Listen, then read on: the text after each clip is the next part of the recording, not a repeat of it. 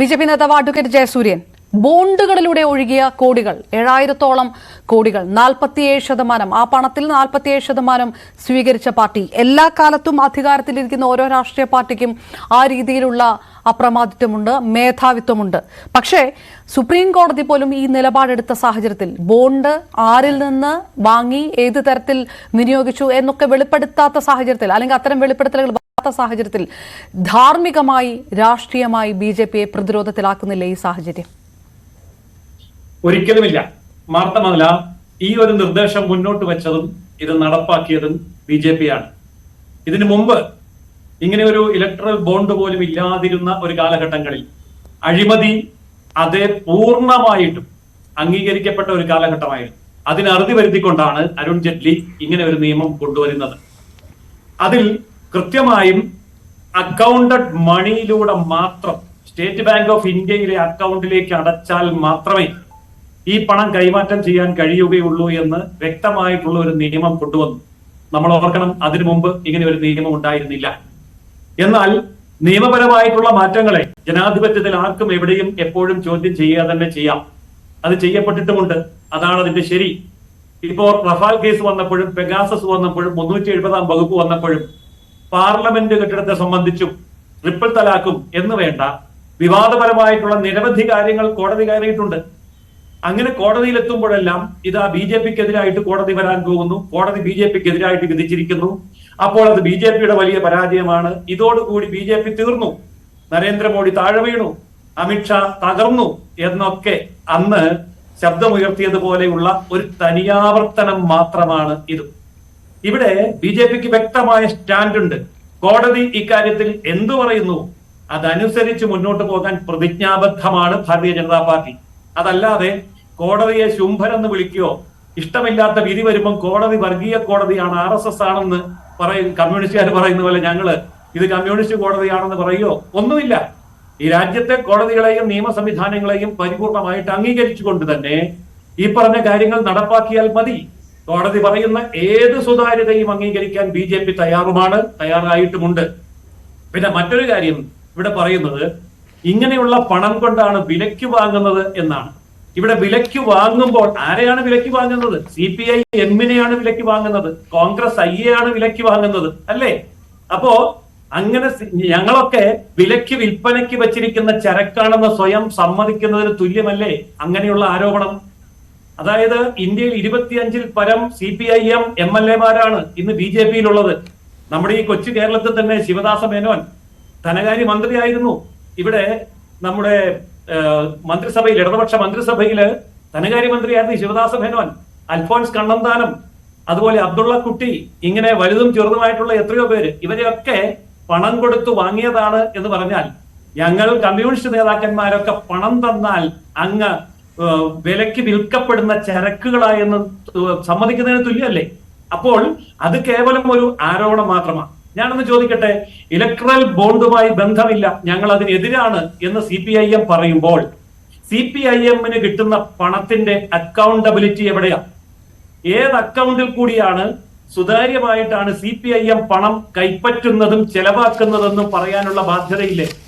അപ്പോൾ ഇലക്ട്രൽ ബോണ്ടിനെ സംബന്ധിച്ചിടത്തോളം നമുക്ക് കോടതി ഇടപെട്ടാലോ, അല്ലെങ്കിൽ SBI അതിന്റെ കണക്കുകൾ പുറത്തു വിട്ടാലോ, അതല്ലെങ്കിൽ ഏത് കമ്പനിയാണോ പണം കൊടുത്തത് ആ കമ്പനിയുടെ ബാലൻസ് ഷീറ്റ് പരിശോധിച്ചാലോ നമുക്കിത് കണ്ടെത്താൻ കഴിയും. എന്നാൽ CPI-M-ന് കിട്ടുന്ന പണം എവിടെ നിന്ന് കണ്ടെത്താൻ കഴിയും? ആര് കൊടുത്തു, എവിടെ കൊടുത്തു, എത്ര കൊടുത്തു, എന്തെങ്കിലും തെളിവുണ്ടോ? അപ്പോൾ ഇത്തരം കാര്യങ്ങൾക്കെതിരെ ആരോപണമുയർത്തുമ്പോൾ ഇതൊക്കെ MP-മാരെ MLA-മാരെയും മന്ത്രിസഭകളെയും വിലയ്ക്ക് വാങ്ങാനാണെന്ന് പറയുമ്പോൾ, വിലയ്ക്ക് വാങ്ങപ്പെടുന്ന ചരക്കുകളായി ഞങ്ങളൊക്കെ മാറി. നിങ്ങളുടെ പണം കണ്ടാൽ തീരുന്നതേ ഉള്ളൂ കമ്മ്യൂണിസം, നിങ്ങളുടെ പണം കാണിച്ചാൽ തീരുന്നതേ ഉള്ളൂ കോൺഗ്രസ് എന്ന് തുറന്ന് സമ്മതിക്കുന്നതിന് തുല്യമല്ലേ അത്?